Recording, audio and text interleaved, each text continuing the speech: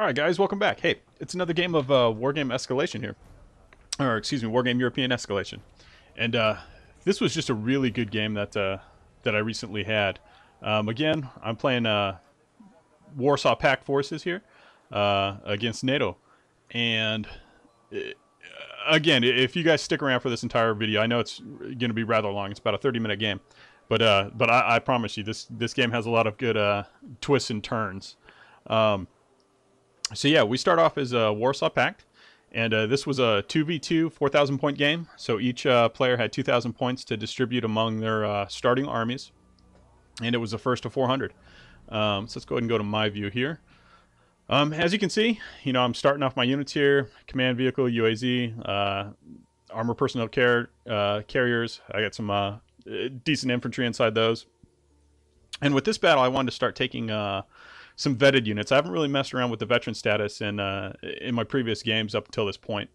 And so I started taking some veteran units because, reading through the forums and whatnot, I've come to realize that, your veteran units, the veterancy makes your troops a little bit hardier troops. So they don't break or rout as easy. They tend to shoot a little bit better as well. So it just makes them a little bit harder. And I'm going to go ahead and speed up the game here a little bit here while we do the initial deployment. As you can see, I'm taking my BMP 685s. I got them vetted up to the second level here. You guys know from watching my previous war game videos that I really like these 685s. I can't stress enough how good these tanks are for the points cost. They're just great tank killing light vehicles. And again, I'm dropping a couple recon units here, these PT-90s, and like I've stated before, I don't go with, one or two per group. I just usually do them as singletons and use them that way, just micromanage them. And of course, I take my Hinds. I really like these M24Ds, LSKs. These are the West German Hind variants. And I've got these guys vetted up as well. And because I have the points, I'm taking the T-72 Bravos. I take two of those, just standard. I didn't have the points to take them vetted. And then some 3 T-55 AMVs.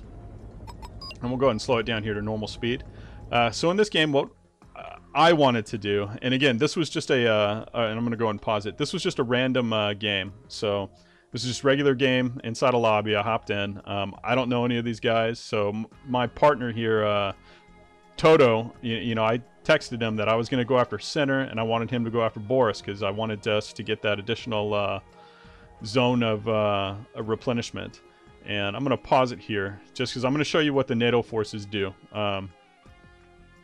They pull off a really, really effective tactic here that I wasn't expecting just because I haven't run across it in any of my games yet.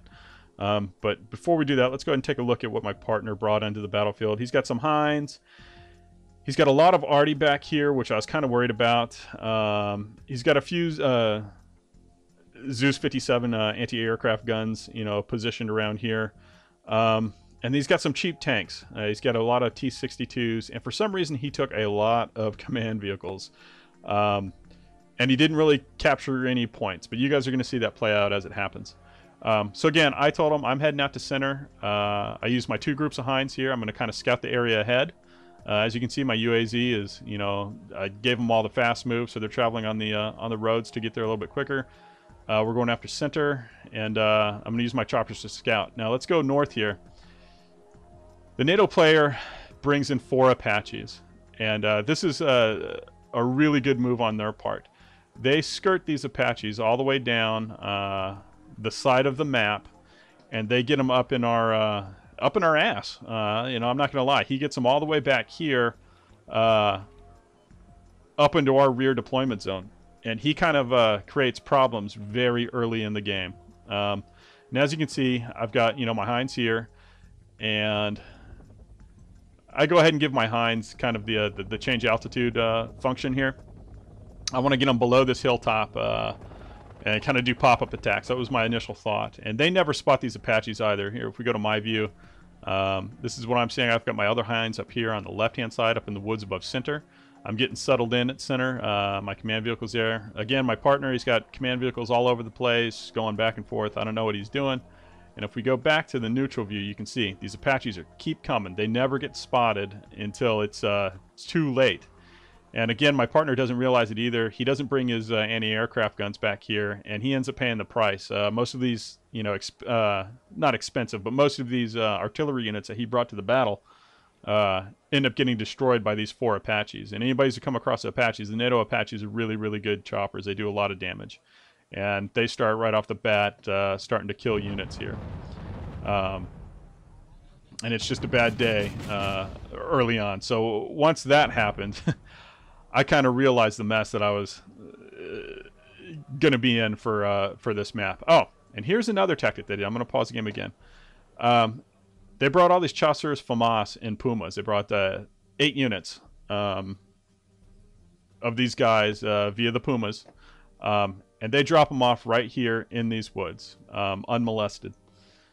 What they end up doing for this entire match, and it's a tactic I suggest you guys start doing,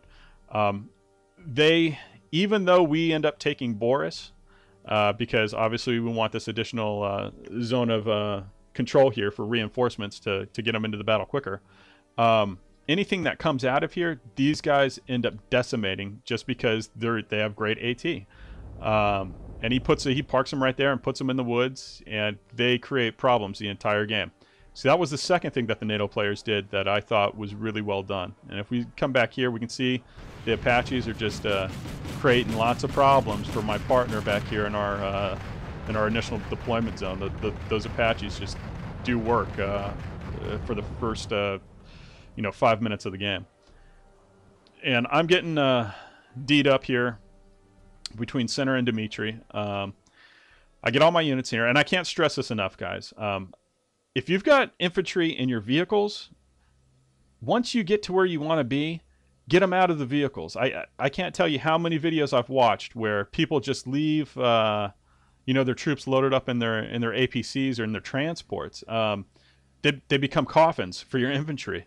You can't shoot missiles out of your vehicles. You can't shoot anti-air missiles out of your vehicles. So if you're where you want them to be, get them out of your vehicles, guys. Don't leave them in the vehicles. So as you can see, I got my Strelas out. I've got some Fago infantry. I've got the VPZU special forces, and I've moved my 2 groups of Hinds up here, kind of just probing. I wanted to see what he had up here. I figured he would have some form of anti-aircraft, and he does. He's got these Gepards. If we go to my view here, I know he's got some Bradleys obviously in the woods. I figured he would. They've taken Gregory, so I know there's stuff in here. I pretty much come out of this battle unscathed. I do lose 1 Hind, but I managed to salvage the other 3, and I get them back and refitted and refueled here shortly. So let's go back to the neutral view here. So as you can see, I've got my troops out of the vehicles. I've got a good defensive line. I'm fairly confident anything that comes through here I can deal with.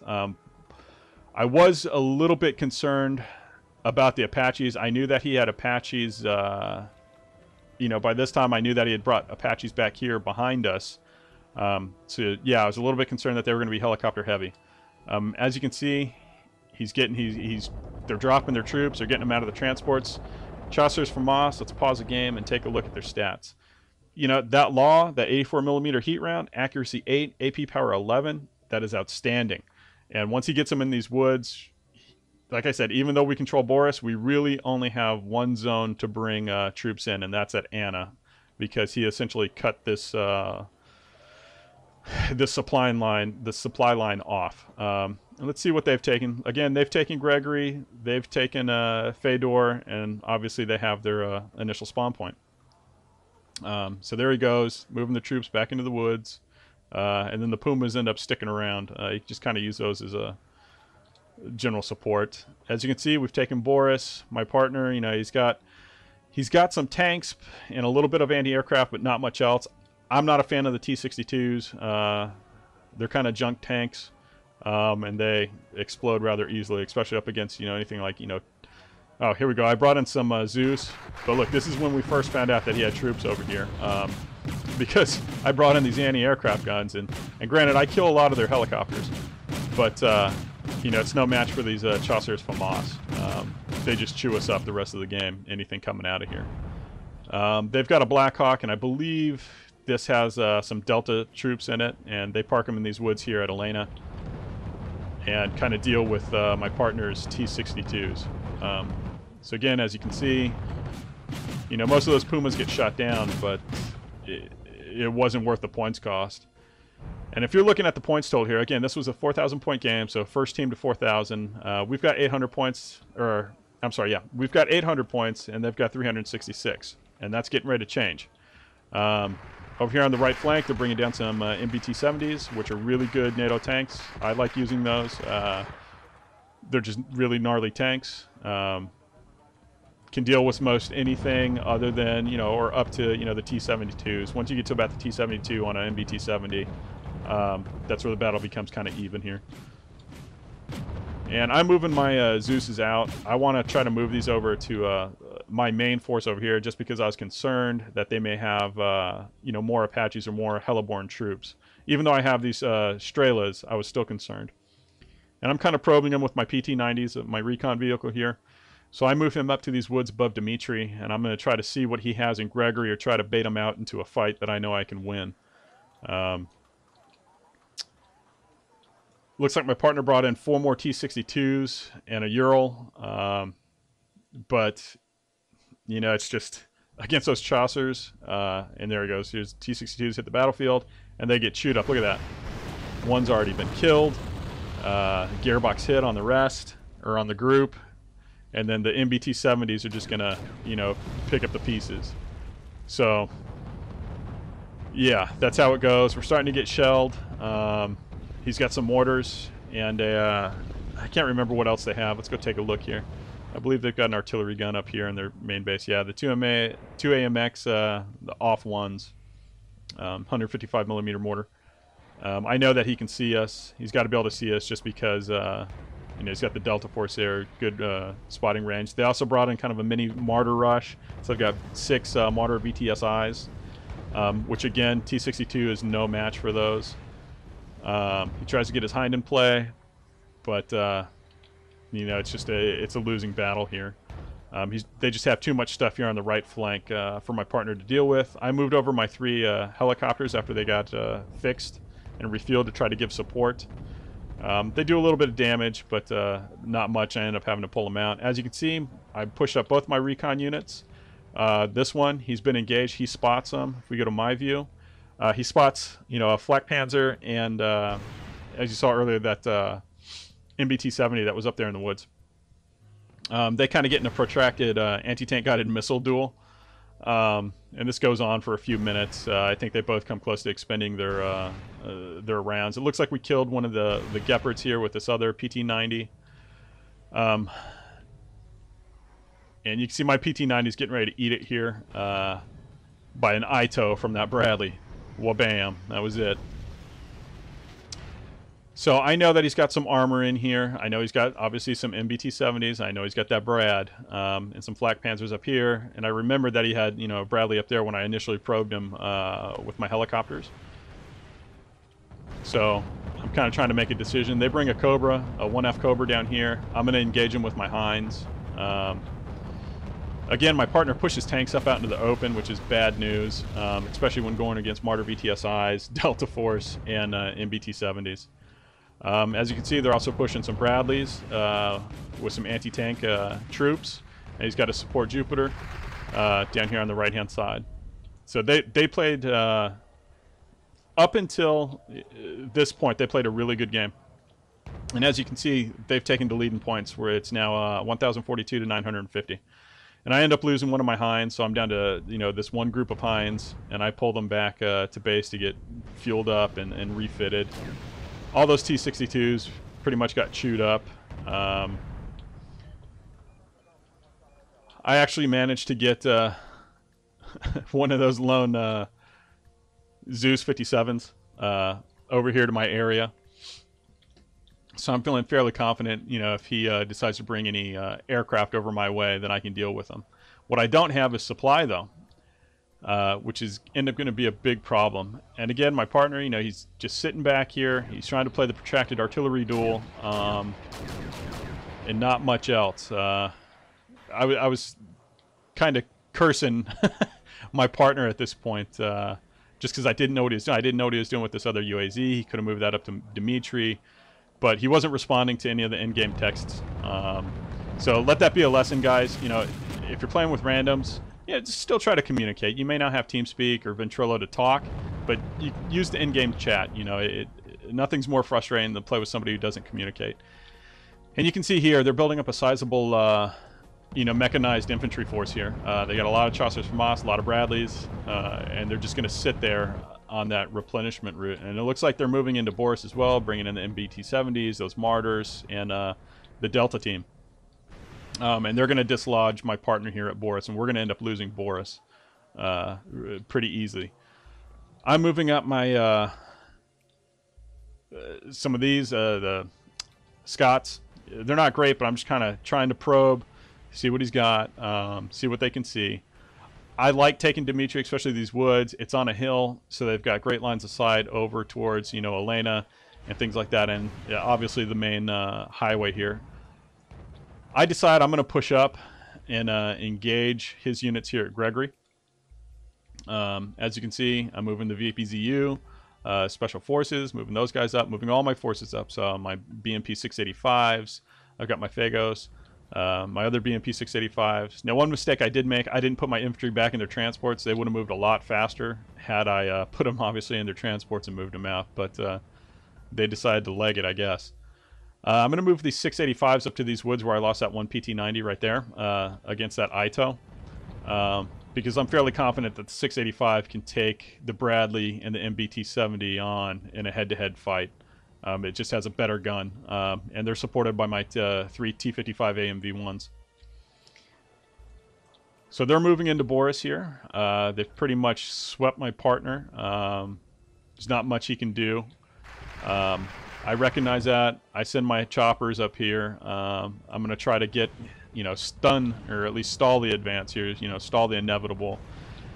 I think they stun the MBT-70s. They don't do much else. I would have liked if they had killed Martyrs instead, but I believe I gave them the attack order to attack the MBT-70s, and there they go. They stunned them, stopped them cold.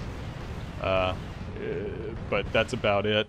My partner's still calling in troops over here. I don't know why. You should know by now that, you know, there's troops here, and there's no point in calling in reinforcements because they're just going to get chewed up by all that NATO badassness that's right there. So, again, I got my Fagos. They're getting into a nice firing position, firing their anti-tank missiles, the Fagos. They've got lots of those, so they just keep on launching missiles. Our opponents don't really do much over here. They don't really choose to engage. They just kind of sit there. What he does do is he brings...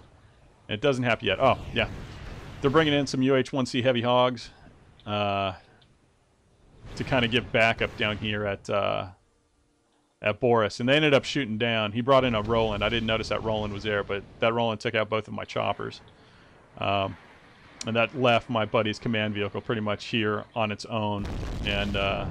it gets decimated pretty badly by these VTSIs in Delta. My buddy's pushing up 3 BMP-1s. I don't know what his game plan was. He should know that there's a lot of stuff right there, and those BMPs aren't going to do much. But as you can see, I'm, you know, pushing my way up here. If we go to my view, I can't see anything. I just know that he has troops up here. I called in some more BMP 685s, bringing those to the fight. I can't stress how great the 685 is for its point cost. If you're playing NATO forces, take those tanks. They're good tanks, especially for the price cost. Let's go back to neutral view. So let's take a look and see what he's got. So he's got Rangers, Bradley, MBT-70s, some Martyrs. Not much. And obviously I don't know that at the time. So what else is going on here? Looks like they've totally dislodged us out of Boris. It looks like they killed that command vehicle. So they own the right side of the map. And it's about this time I'm thinking, okay, all is lost. I mean, I can look at the mini-map or zoom out here, and you can kind of get an idea that things aren't looking good for the Warsaw Pact player. And he brings, like, again, he brings his Cobras down here, creates all sorts of havoc in our zone. He actually kills this command vehicle with this Cobra. And I didn't notice it at the time, but he kills that command vehicle and we lose Anna. So as it is right now, we only hold center, except for the fact that that's not a... We can't call any reinforcements in because we don't own any of the areas, the zones of control that allow you to bring in whatchamacallits, reinforcements. So he's bringing an Apache into this fight, and I noticed that he's got an Apache. I spot it here, and I'm like, oh shit, that's an Apache.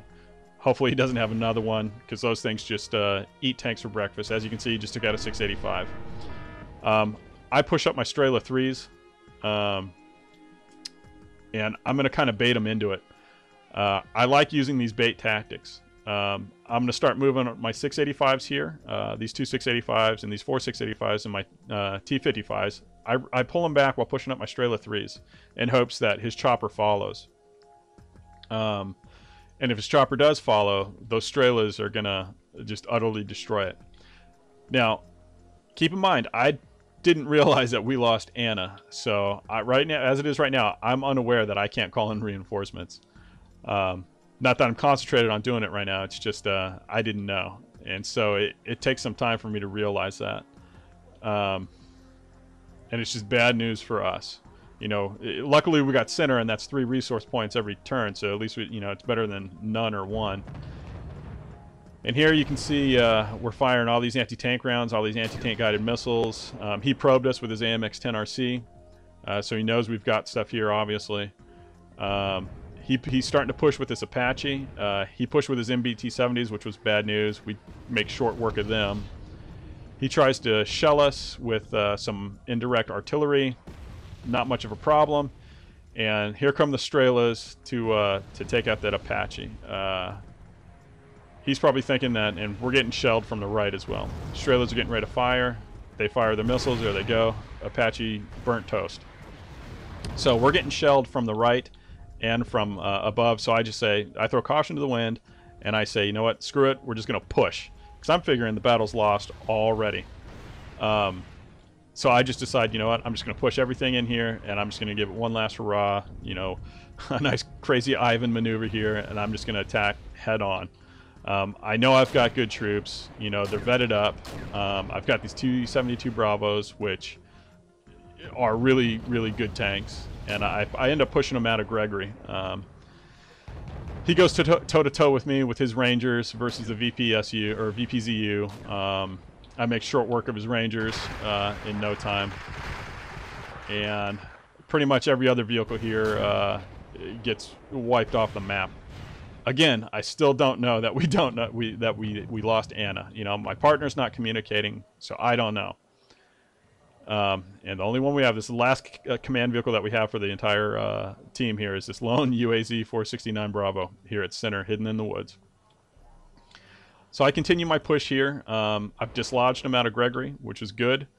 I continue to push them forward up into the woods above Gregory, and right about there at the entrance to the highway right here in these woods.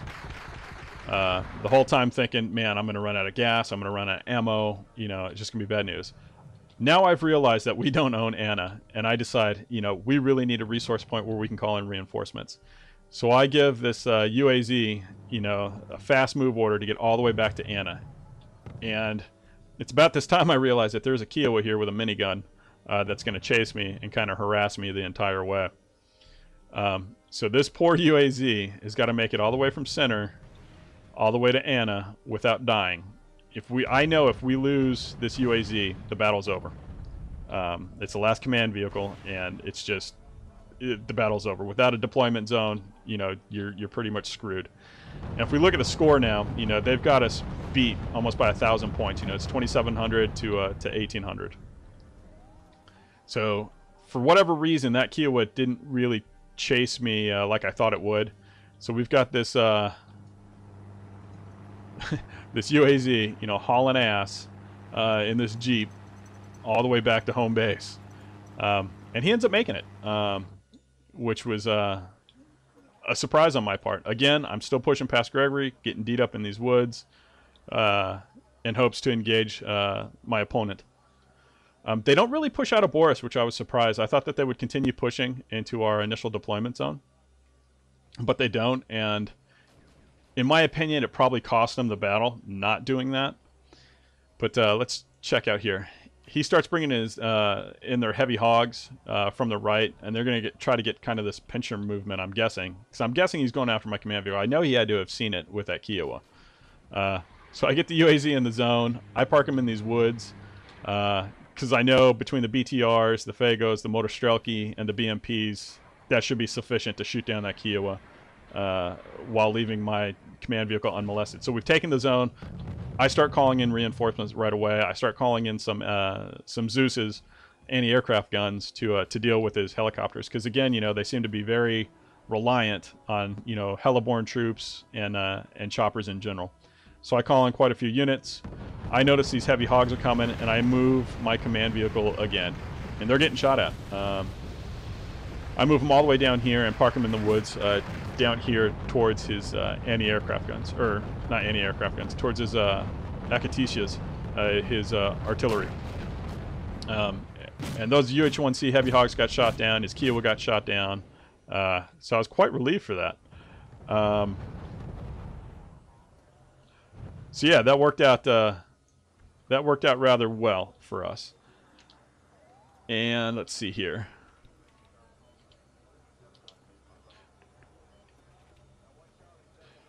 All right. So back in the fight here. All right. Sorry about that. So let's get back down here. I'm sorry, Fraps is kind of freaking out right now. So let's just go up this way. So let's take a look what's going around Gregory. So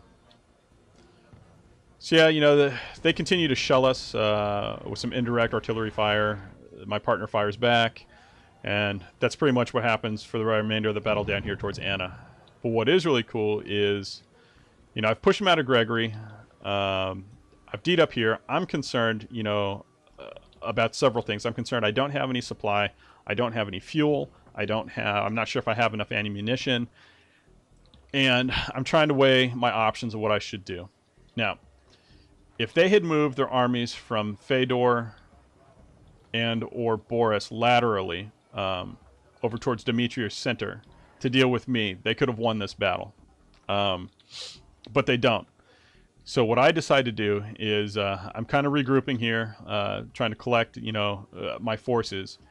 And I decide that what I need to do is I'm just going to push forward into Cheriton, into their main, into their initial deployment zone, hoping that they still have FOBs that have supplies. Because if they have FOBs that have supplies, I can steal those and, you know, refuel and refit my my units.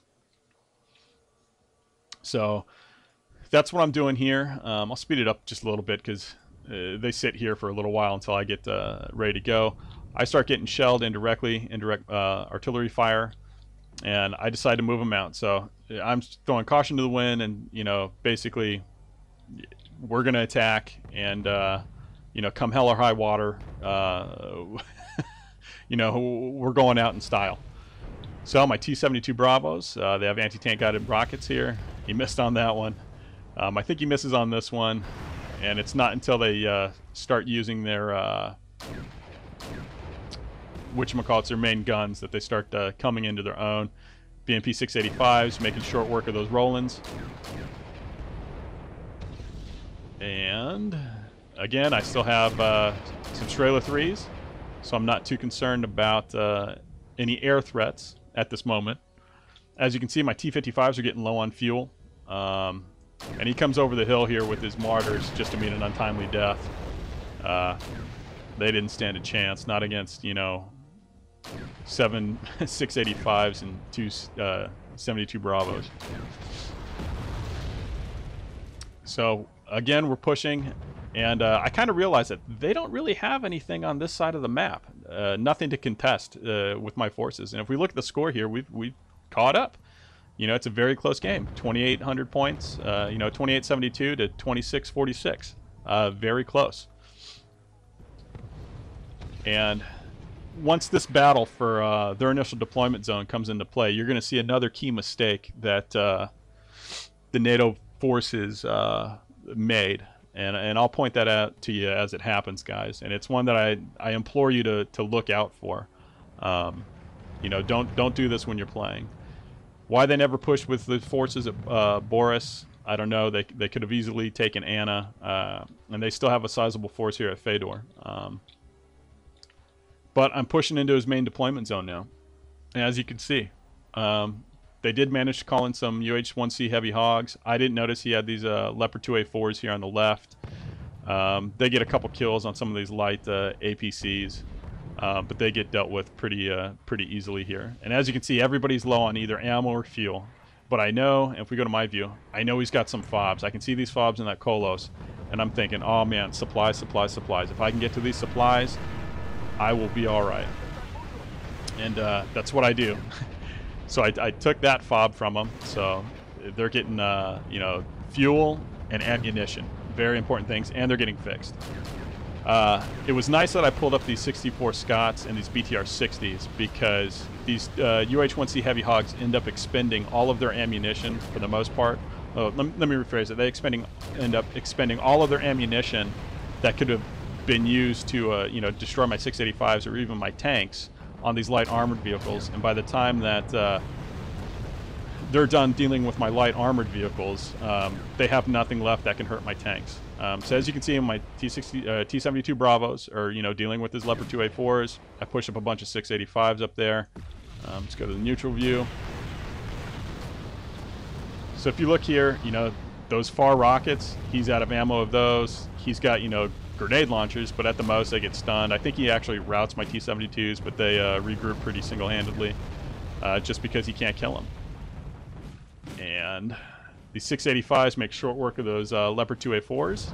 I pushed his, or I'm in the process of pushing out his command vehicle here. He realizes that they've left the back door open for my forces, and I've come in there. And, you know, again, the game is still close. They're at 3,200 to 2,900. And you can see my 272s were routed, but, you know, it's not a big deal.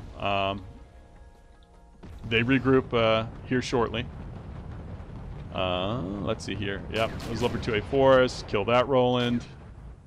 And then I'm also pushing up my Strelas. These three guys here, you know, with some anti-air missiles. They're going to come and deal with that, with those UH-1C heavy hogs. And as you can see, again, not a big deal. He can't hurt my T-55s. Looks like they tried to call in some martyrs, but my 685s deal with, you know, this Roland here single-handedly. He's pulled his command vehicle outside of Sheraton, so he can't call in anything. Not from this way, anyway. And still they sit. They sit, and they turtle. I don't know why. They could have easily won this match. They are pushing on the right side of the map with that mass mechanized infantry. My partner is going in there to meet them. Nothing much comes of that battle. And my T-72s, you know, they rallied from the rout. I park them right next to the fob. They start getting healed. They start getting refueled and rearmed.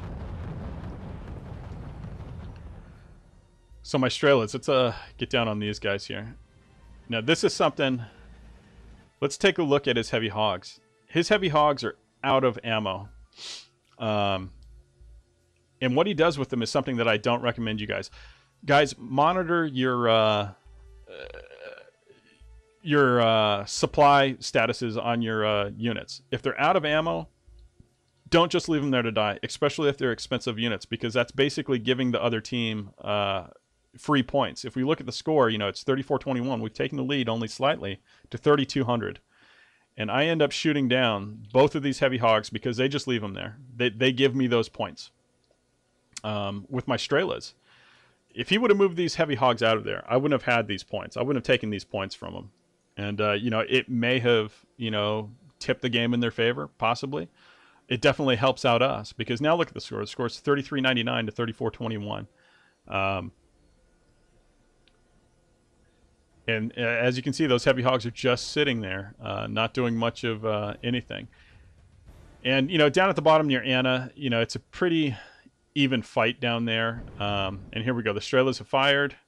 There's one heavy hog. Now we're at 38-11. You know, we jumped a significant amount of points. And then we're going to shoot the other one down and watch the score total go up. 39-11. We jumped a significant amount of points. Just taking those two choppers, you know, out of the fight. So don't leave your units there to just die. You know, if they're out of ammo, put them somewhere else to where they can't be killed and your opponent can't take the points away from you. So, you know, we're calling in, you know, Fagos, BMPs. He's got these Bradleys. They don't do much. Again, it's a very close game, 39-11. We only need to get 4,000. These BMPs here, they get locked up in a battle with these Chasseurs FAMAS. We kill them 39-26 to 36-36. Again, close game, guys. So we've, you know, we're getting refueled up here. Now, could we have won this battle if it continued? I don't know. They still have a lot of points on the board, a lot of decent units on the board. They still have, what, I think 2 command vehicles left. They've got the VAB PC there, and I believe they have another one up here. Yeah, they have their initial command vehicle up here. So could they have won this battle? Yes. Could we have won it? I think yes. I think it was 50-50 at best for either team. But, you know, the score, it's trickling. It's 39-26 to 37-04. Who's going to win? There's not really a clear winner in this. This actually ends up becoming a draw, but only just. If you're going by points total alone, you would see that we tipped the points there. We actually went over by 1 point, 4,001 points to 37. Still consider a draw because there was no definitive winner.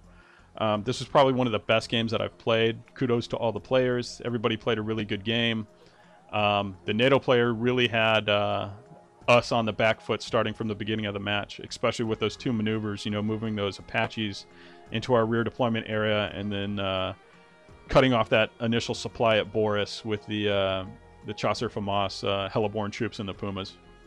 Those were 2 really good maneuvers on the NATO player's part. I